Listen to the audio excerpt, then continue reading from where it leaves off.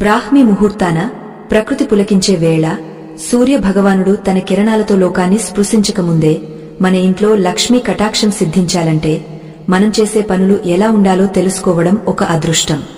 ఈ సృష్టిలో ప్రతి అణువు ఒక శక్తితో నిండి ఉంటుంది. ఆ శక్తిని మన వైపుకు తిప్పుకోవాలంటే మన దినచర్యలో కొన్ని మార్పులు తప్పనిసరి. ఎవరికైతే ఈ రహస్యాలను తెలుసుకోవాలనే జిజ్ఞాస, వినే ఓపిక లేదో వారు ఇప్పుడే ఈ ప్రయాణాన్ని ఆపేయవచ్చు.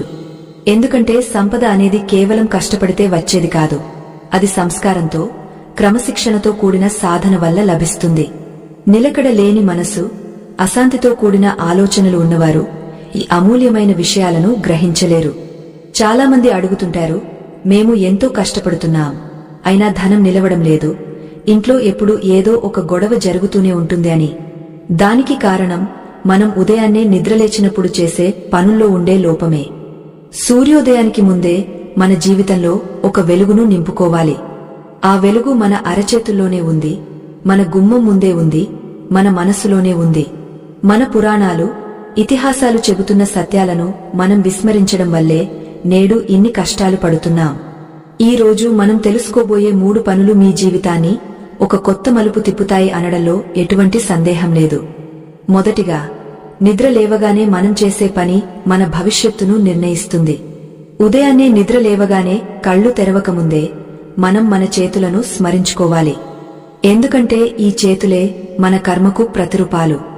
అరచేతి అగ్రభాగంలో లక్ష్మీదేవి, మధ్యలో సరస్వతీదేవి, మూలంలో గోవిందుడు కొలువై ఉంటారు. మనం లేవగానే మొట్టమొదటగా మన అరచేతులను చూసుకోవడం ద్వారా ఆ 3 దేవతల ఆశీర్వాదం పొందుతాం. ఇది కేవలం ఒక శ్లోకం చదవడం మాత్రమే కాదు, ఇది ఒక మానసికమైన ప్రక్రియ. మన శక్తి అంతా మన చేతుల్లోనే ఉందని, ఈ రోజంతా మనం చేసే పనులు శుభప్రదంగా సాగాలని కోరుకుంటూ చేసే ప్రార్థన ఇది. కరాగ్రే వసతే లక్ష్మిన్హ కరమధ్యే సరస్వతి అని మొదలుపెట్టే ఈ స్తోత్రం వెనుక ఎంతో లోతైన అర్థం ఉంది.